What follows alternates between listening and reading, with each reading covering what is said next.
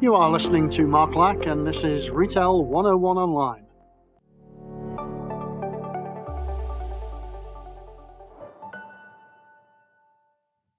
Welcome, Retail 101ers, to episode number 5, hosted by Mark Lack from Retail 101 Online.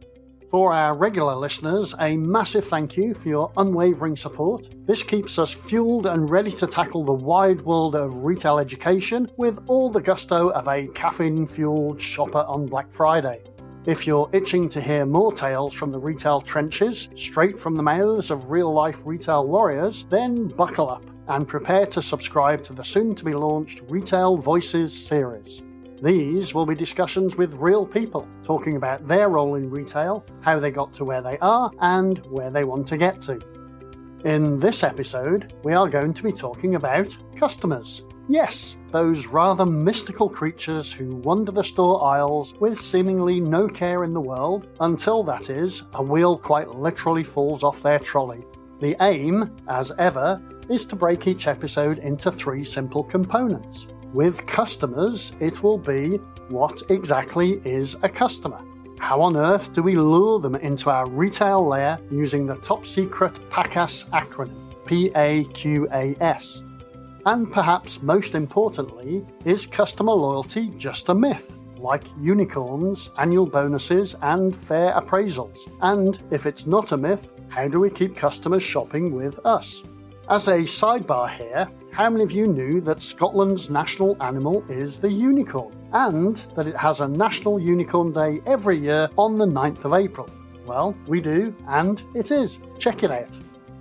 When we look at a store, there are essentially 3 parts to it. There's that rule of 3 again. You have the back of the store, with receiving, offices, and warehouses. The middle of the store, the shop floor, where everything happens, including making the money, and the front of the store, the entrance, checkouts, and other services that we may offer. Even these 3 areas then break down into 3 components too. So, let's take a peek behind the retail curtain, shall we?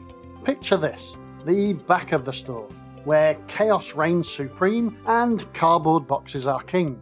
Here, we wrestle stuff off the trucks, give it a once-over to make sure it's for us, and then play the biggest game of Tetris you have ever seen, as we shuffle everything off to the storage shelves. It's like a high-stakes game of hide and seek. So, how do we make that simpler? We take stuff off a truck, check it's for us, and then place it in the warehouse. In the middle of the store, we have the shop floor itself. Here, amidst the shelves of many wonders and the cacophony of price scanners, we work our magic. We pluck items from their hiding spots in the warehouse, give the shelves and sometimes the products a quick dust-off, and then we slap on a price tag. Again, making it simpler, we take the stuff from the storage, put it on a clean shelf with a price ticket. I seem to remember something about that from the first episode. And finally, to the front of the store, where dreams are made and wallets are emptied. Here, we roll out the red carpet for our customers, scan their treasures with lightning speed, and bid them farewell with a cheerful smile, and, a gentle reminder to never forget, take the money, the cash, the loot, or, as my wife likes to call the local currency in almost every place we have been, the local schmivelies. Let's face it, without those sweet, sweet schmivelies, even the most magical retail journey can turn our business into a financial fiasco. To make this even more simple, we greet the customers, hello, we scan their stuff, blip blip blip, and we take the money. Don't worry, financial guys, I heard your sighs of relief from the cheap seats at the back. All of these areas, from the product's point of entry into the store, its journey through the store, and right through to the point of exit, it all impacts the customer in some way. This is why we need to be very clear how we serve our customers. Customer service should not just be about paying lip service, or having another smile campaign being championed by whichever department is in the doghouse this month. So, without any further delay, let's get into the main theme for this episode, which is customers, who they are, how to get them, and how to keep them.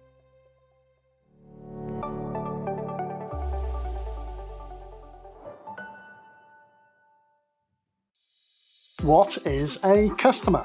Our discovery begins. The humble customer, the lifeblood of any retail supermarket. To define what a customer truly is within this bustling world of grocery shopping, we must embark on a journey through the aisles, peering into shopping carts, and deciphering the intricacies of behaviours. So, strap in, my fellow retail enthusiasts, as we delve deep into the fascinating realm of supermarket customers. What would the dictionary definition of a customer be? Well, Google suggests the following: a person who buys goods or services from a shop or business. Or is it really just someone who has money and wants to buy the stuff we have put on the shelves?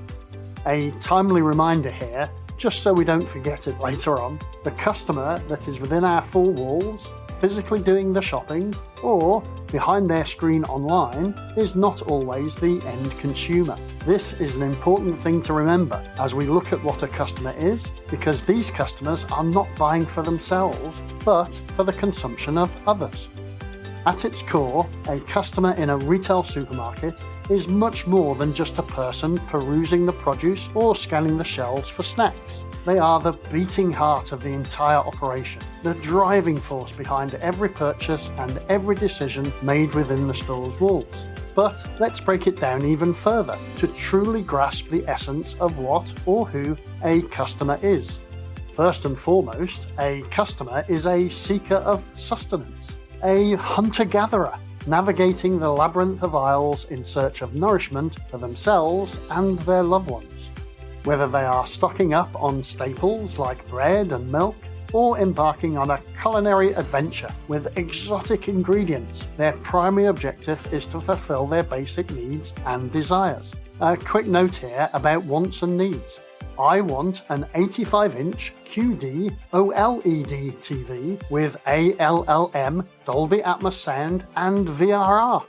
What I actually need is something rather less extravagant and large, and also less likely to cause my wife to beat me with a stick on returning home with it. Talking of sticks, I recall here a story from a friend of my wife. As a kid, after doing something wrong, his old Scottish mother would ask him to go and find a stick and make sure it was a good one. Beyond the simple act of acquiring food, a customer is also a connoisseur of convenience. In today's fast-paced world, time is a precious commodity, and supermarket customers value efficiency above all else. They seek out stores that offer quick and easy shopping experiences with streamlined checkout processes, ample parking, and a wide selection of goods readily available at their fingertips. Furthermore, a customer is a discerning decision maker, carefully weighing their options and evaluating the value proposition of each product on offer. From price comparisons to brand loyalty, they navigate a complex landscape of choices, making informed decisions based on factors such as quality, affordability, and personal preferences.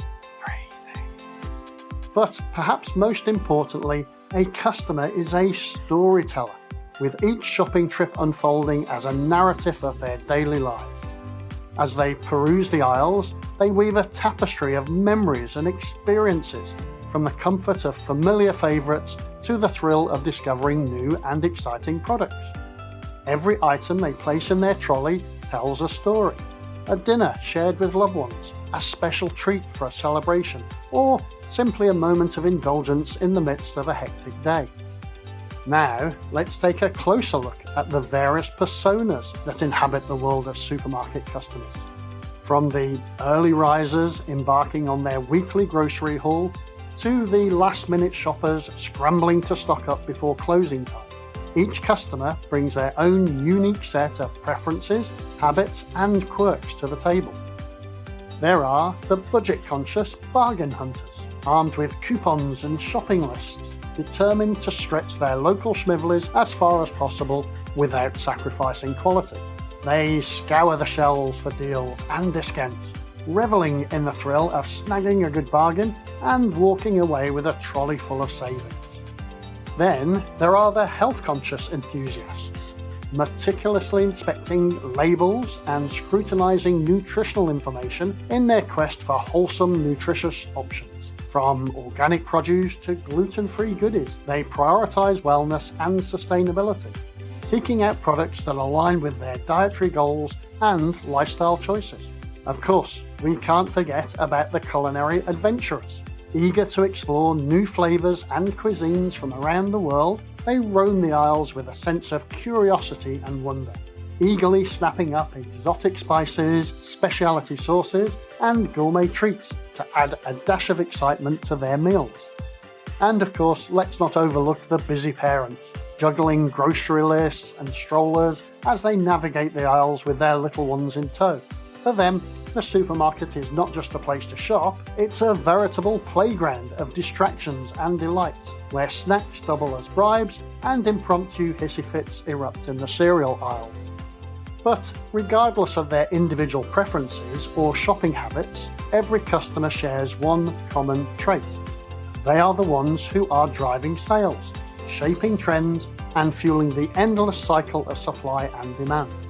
Without them, the shelves would be barren, the checkout lanes silent, and the aisles devoid of the hustle and bustle that makes the supermarket experience truly unique.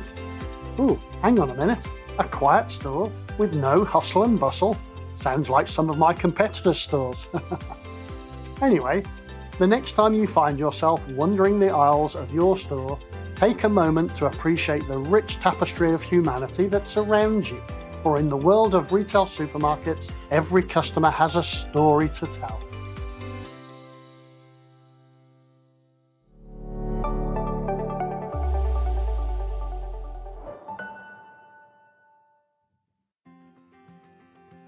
So now that we know who the customers are, the next question that we need to answer is, how do we attract customers?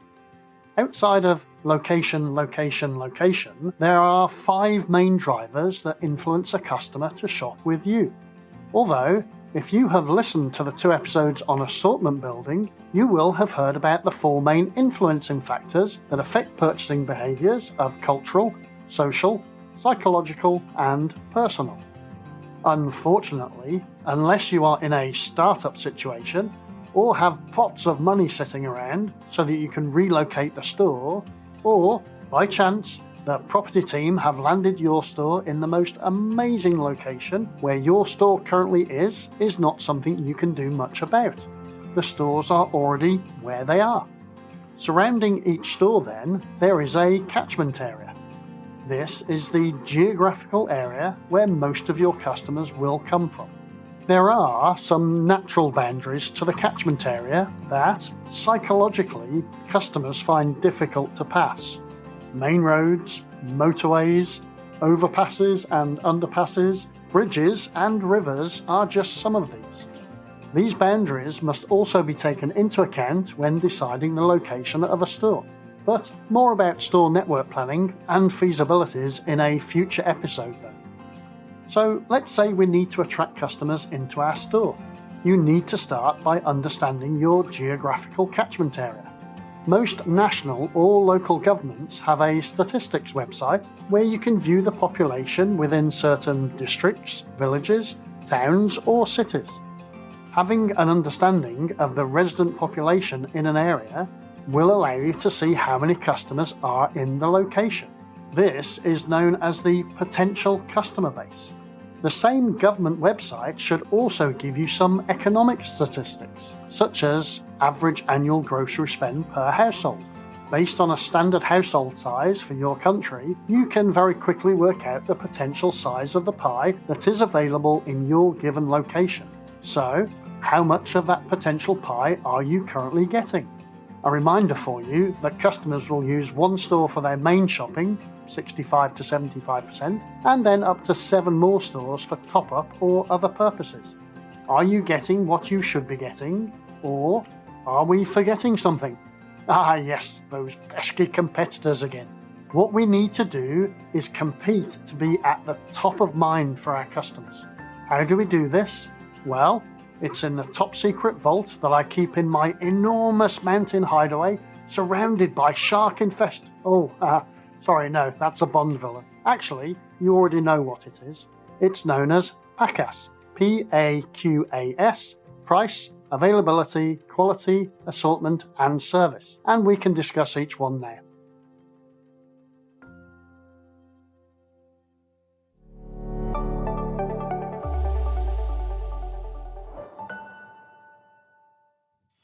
PAQAS, PAQAS, is an acronym I have used for a number of years to describe, after location, location, location, the driving forces that shift a customer's buying behaviour either to a store or not to that store.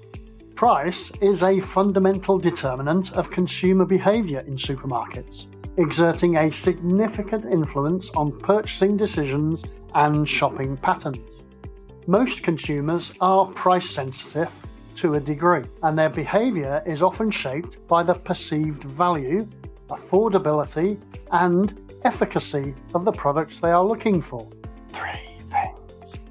Understanding how price impacts consumer behaviour in supermarkets is crucial for us to effectively strategize our pricing policies and optimize our marketing efforts.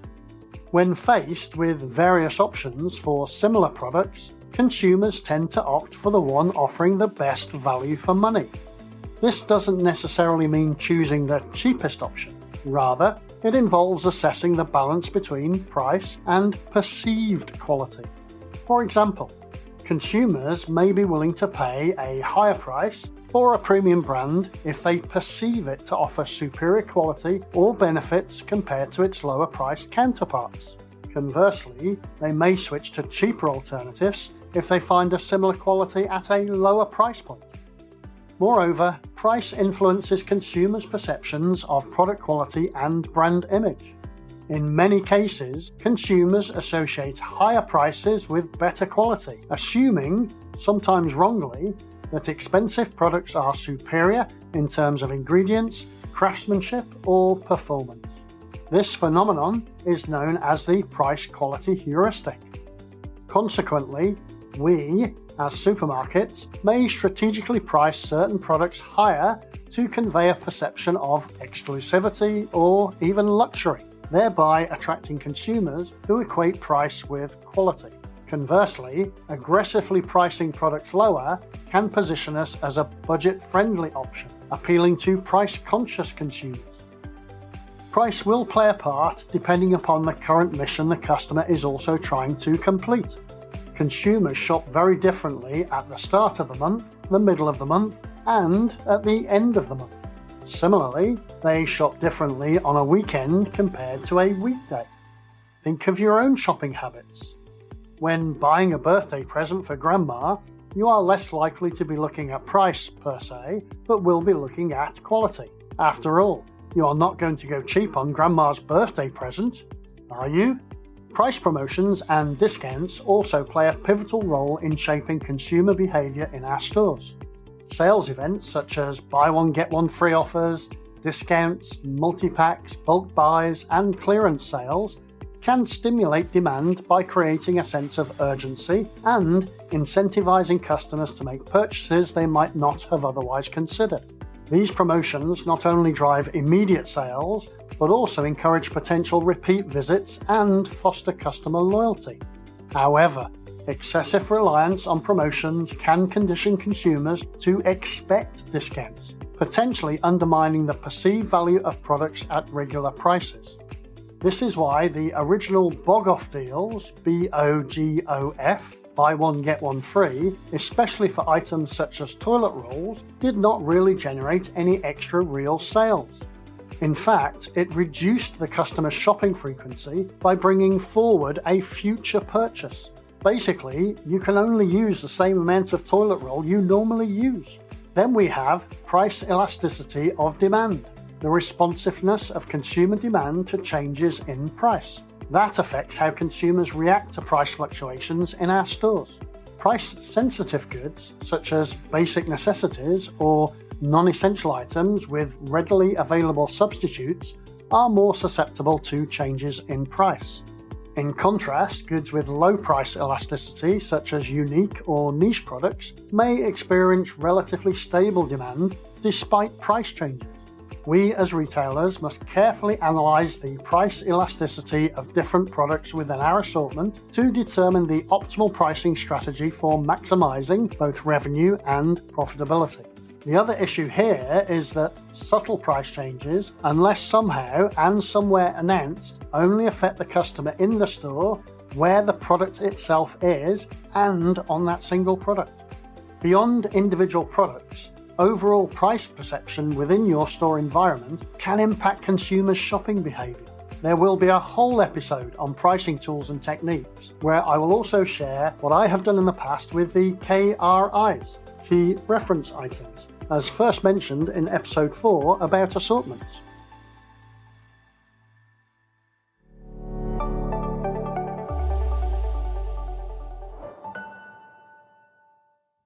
The second part of PAQAS is availability.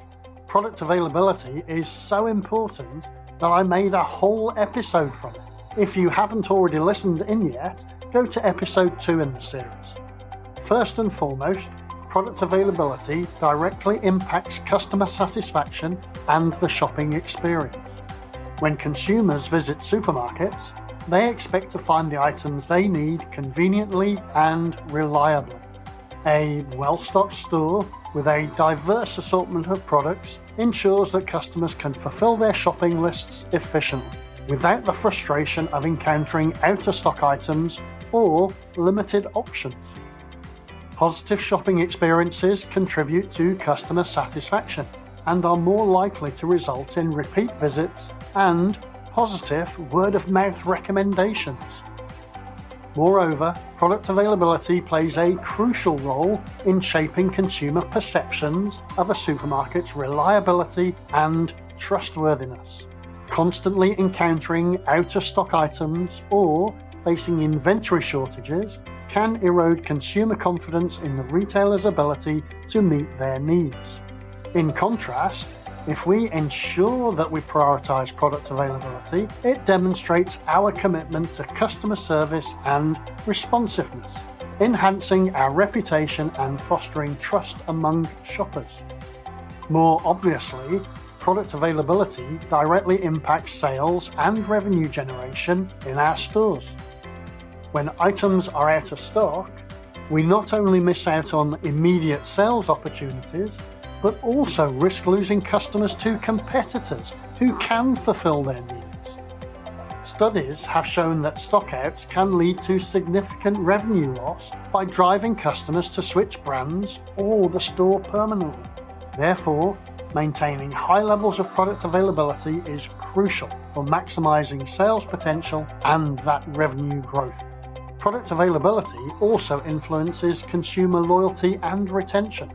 When consumers consistently find the products they need at a particular supermarket, they are more likely to develop loyalty to the brand and become a repeat customer. This loyalty extends beyond individual products to the overall shopping experience, including factors such as store layout, customer service, and convenience.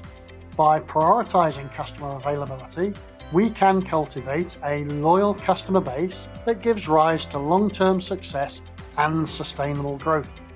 Product availability is also very closely linked to inventory management and operational efficiency. Efficient inventory management practices such as accurate demand forecasting, replenishment strategies, and inventory tracking systems are essential for ensuring that shelves remain stocked with the right products at the right time. By optimizing inventory levels and minimizing stockouts, we are also able to reduce the costs associated with overstocking, waste, and lost sales opportunities, thereby improving profitability and operational performance. Furthermore, in today's competitive retail landscape, product availability is increasingly important for attracting and retaining customers in the face of evolving consumer preferences and shopping behaviours. With the rise of online shopping and omni-channel retailing, consumers have more options than ever before when it comes to where and how they purchase groceries and household essentials. We must adapt to these changing dynamics by prioritising product availability across all channels, including brick and mortar stores, e-commerce platforms, and mobile apps to meet the needs of the new omni-channel shoppers.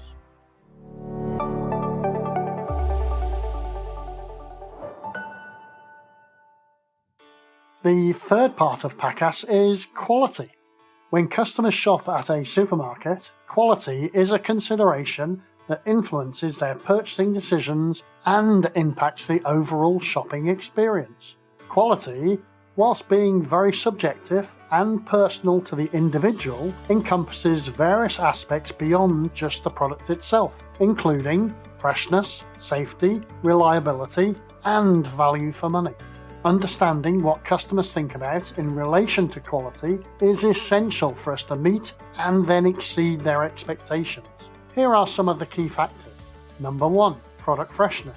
One of the primary concerns for customers when shopping is the freshness of perishable items such as fruit and vegetables, meat and dairy products, etc. Customers expect these items to be fresh, visually appealing, and free from any signs of spoilage or decline in quality. If we consistently offer fresh produce and perishables, we can build trust with customers and encourage repeat purchases. That gets me onto another sidebar about the fruits and vegetables department. Do you know that a lot of fruits and vegetables already have their own protective layer? Take, for example, the leaves on a cauliflower. So many stores end up cutting off this natural protection that it ends up reducing the shelf life of the product, but more on this when we get to the individual department episode. Number 2, product safety. Safety is paramount when it comes to food products. Customers prioritise food safety and expect us to adhere to rigorous standards and the regulations to ensure the integrity and safety of the products we sell. This includes proper handling, storage, label and expiration date management to minimise the risk of contamination or foodborne illnesses. Number 3. Product variety and selection. Customers appreciate supermarkets that offer a wide variety of high-quality products to choose from. They expect a diverse assortment of brands, flavours, sizes and options to cater to their preferences and dietary needs. If we curate their product selection carefully and regularly introduce new and innovative items, this then demonstrates a commitment to quality and customer satisfaction. 4th, brand reputation and trust. Customers often associate quality with well-known and reputable brands that have a proven track record of delivering consistent performance and satisfaction. They are more likely to trust and purchase products from brands with a positive reputation for quality, reliability, and integrity. 3 things. If we partner with trusted brands and offer exclusive or premium products, this enhances the perceived quality and credibility in the eyes of customers. Number 5. The price-value relationship. While customers prioritise quality, they also consider the value proposition offered. They expect a fair balance between price and quality, seeking products that deliver good value for money. If we offer competitive prices without compromising on quality or sacrificing customer service, then we are likely to attract and retain loyal customers. Number 6. Customer service and the shopping experience. Quality extends beyond the products themselves to the overall shopping experience. Customers value friendly and knowledgeable staff, clean and well-organised stores, convenient layout and navigation, and of course efficient checkout processes. We must prioritise customer service to create a pleasant shopping environment, which in turn will enhance the perceived quality of our brand and encourage customer loyalty.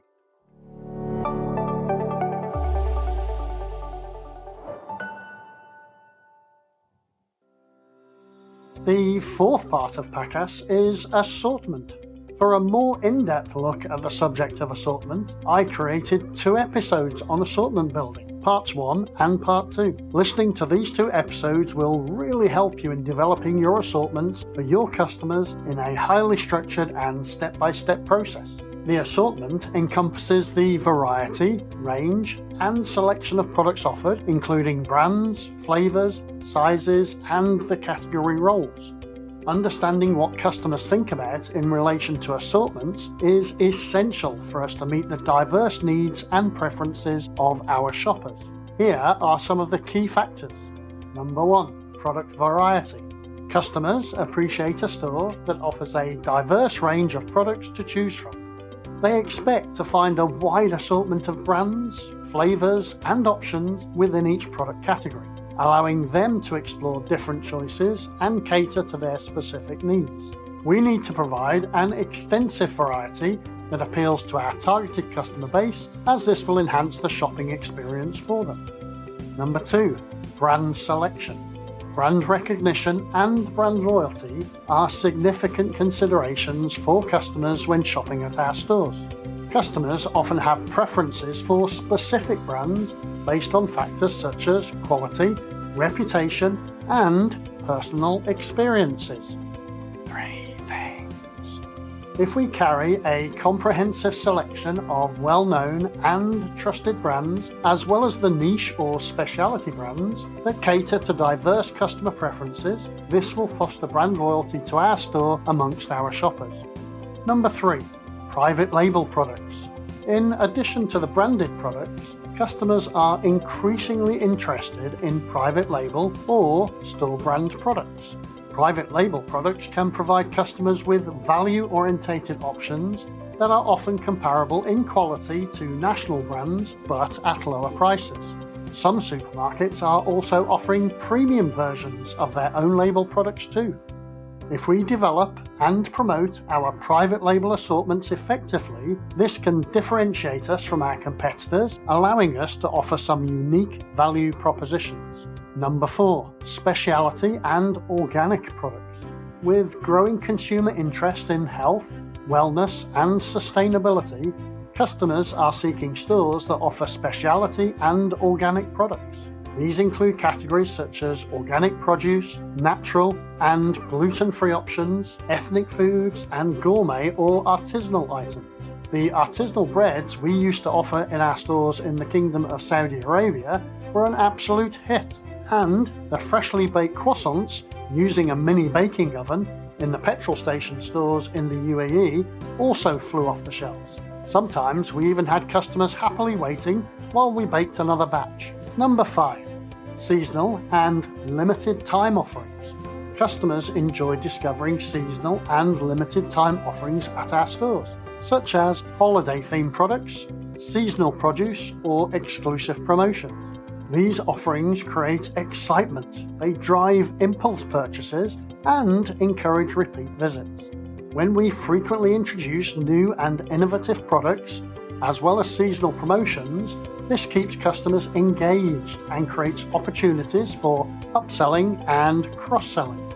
Number 6, convenience and accessibility. Beyond product variety, customers really value convenience and accessibility when shopping at a store. They expect well-organized aisles, clear signage, and easy navigation to find the products they need quickly and efficiently.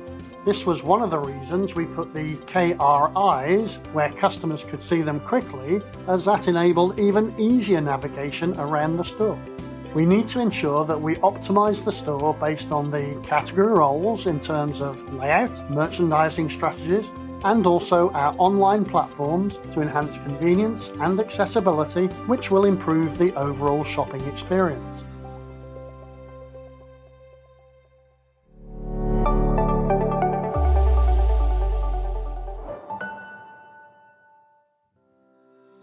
The 5th and final part of PAQAS is service. Customer service is another area where subjectivity plays a large part. A reminder that we are here to serve the customer, not to be a servant to the customer. There is a difference.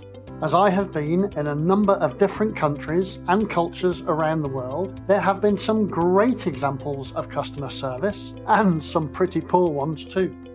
From my own experience, the key factor in customer service comes down to the individuals in the store.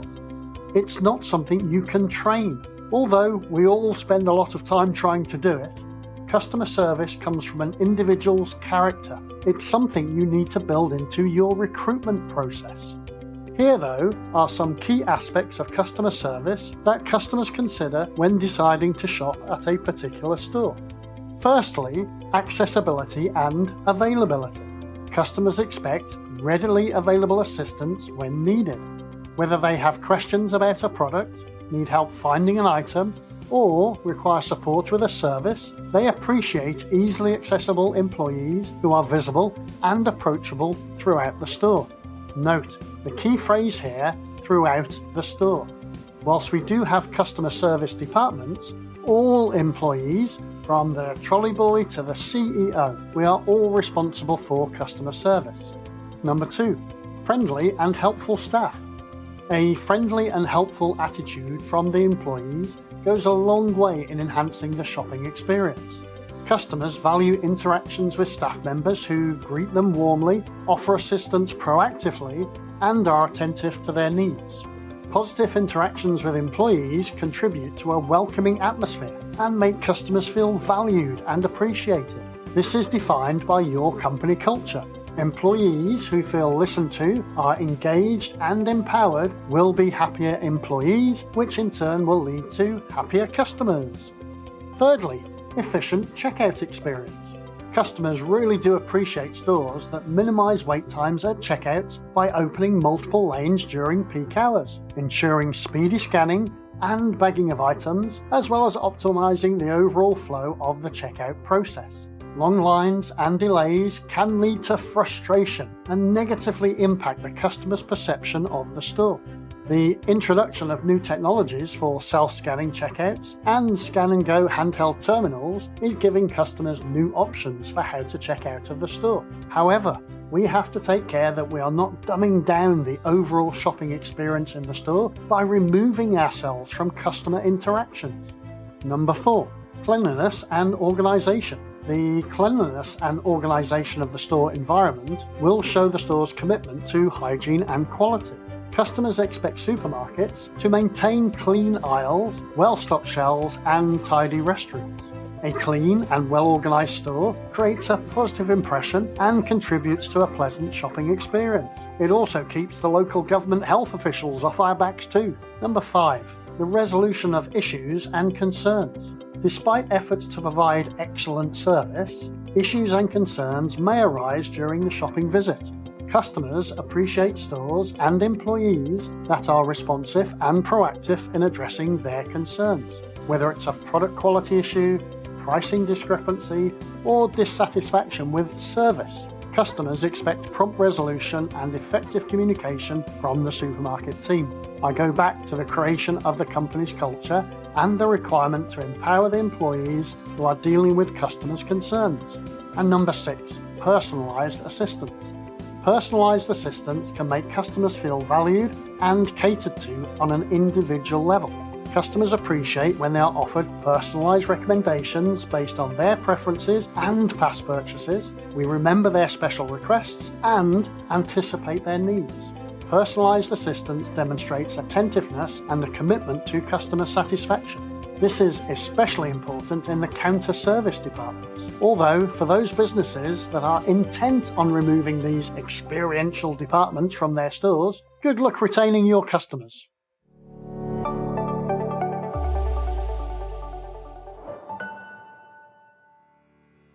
Customer loyalty is a complex and nuanced concept that exists, but may not always be straightforward or absolute.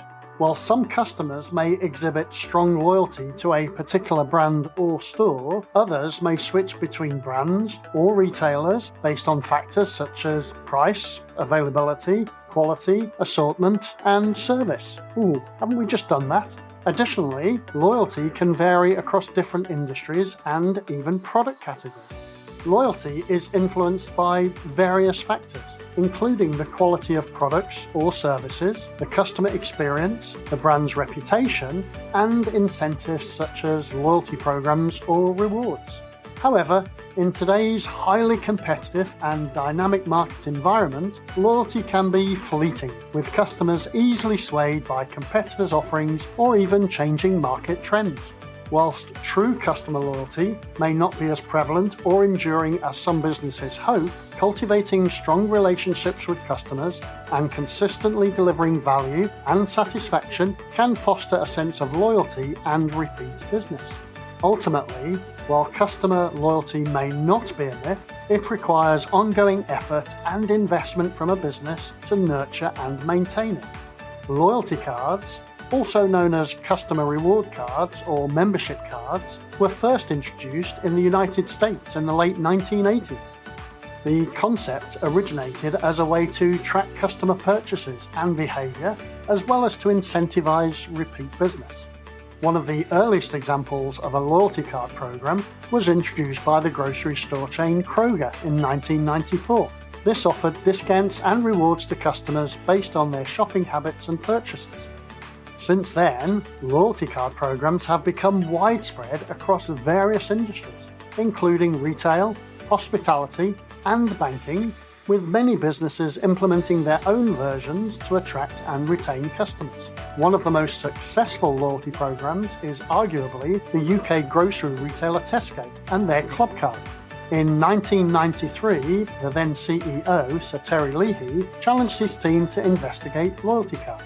At the time, they had been using Green Shield stamps, and if you're as old as I am, you will also remember collecting the long line of stamps that used to churn out of the checkout, depending on how much you have spent, and then taking hours to stick them all into the small collection booklet, ready to redeem them at a later time, usually Christmas for most folk back then. After some successful trials in 1994, and with the help of Clive Humby from dunnhumby, in 1995 the card was launched. The first response from the board came from Tesco's then chairman, Lord Maclaurin, who said, "What scares me about this is that you know more about my customers after 3 months than I know after 30 years.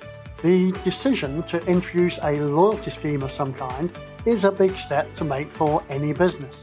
There are so many elements to get right, or you can quickly turn customers off and ultimately totally away from your brand." When we made that decision for the Géant business in the 3 countries of the United Arab Emirates, Bahrain and Kuwait at an annual strategy meeting, little did we know what we were getting ourselves into. What started as a proposal from the then Group Commercial Director, Gabriel de Andrade, very quickly took on a life of its own, with multiple departments getting involved in everything from the technical aspects to the functional design and, of course, the legalities. The key in all of this was that we had a very clear understanding of what we wanted to achieve. We had a guiding light, or North Star, which was to provide our customers with a convenient shopping assistant. It's no surprise that after launch, the app that we had created was wildly successful with customers and started to win awards. I will discuss more about how we started up Happy Me, that was the name of the program we created, in another episode, along with the team that created it. However, before I go, I will give you a strong recommendation. Now, you all know that I am British, and a strong recommendation is at the very top end of an escalation demand from us. You need to read these 2 books. Prior to the launching of the Happy Me program, the whole team involved in the program read Scoring Points by Terry Hunt and Clive Humby. This book details the story behind the Tesco Club Card. The second book, which was read by the team after we launched the card and started getting in data by the boatload, was Drinking from the Fire Hose by Christopher Frank and Paul Magnone. This is a book about helping you make smarter decisions and will save you from drowning in information.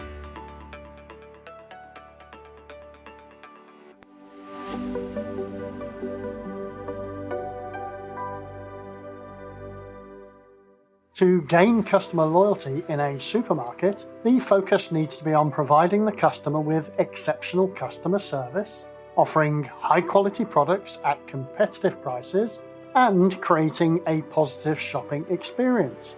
Oh wait, was that just 3 things again? In this episode, we have talked about the 3 elements of, firstly, what exactly is a customer? Here, we learnt that customers come in all shapes and sizes, but ultimately, a customer is a storyteller, with each shopping trip or mission unfolding as a narrative of their daily lives. Secondly, how on earth do we lure them into our retail lair using the top secret acronym PAQAS? What we aim to understand here were the drivers of customer shopping behaviour, how each of the elements of PAQAS, price, availability, quality, assortment and service, makes up a highly nuanced and intricate puzzle that requires careful nurturing. Thirdly, we asked, is customer loyalty just a myth like unicorns, annual bonuses, and fair appraisals? And if it's not, how do we keep customers shopping with us? Here, we have seen that customer loyalty does exist. It just takes a lot of effort and a focus on the key drivers within PAQAS, as well as a loyalty program that can be personalized towards the individual customer. Customers want to be recognized and rewarded for handing over their very personal information. Any loyalty program needs to be created with that in mind and not just created because everyone else has one. I've seen that happen so many times already around the world. Look out for a future episode where I will discuss how we set up the loyalty program for the Géant business with several of the original team members who were foundational in bringing it to life. Ultimately, prioritize customer satisfaction and exceed expectations to cultivate long-term loyalty and repeat business.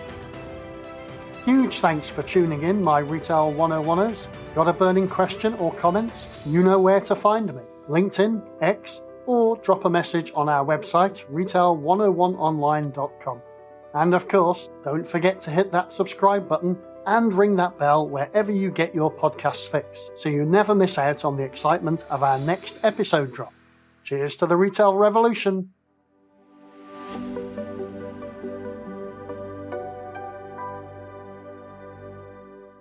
And that's it, folks. Thank you so much for tuning in, and we'll see you in the next episode, maybe in a couple of weeks' time. Cheers!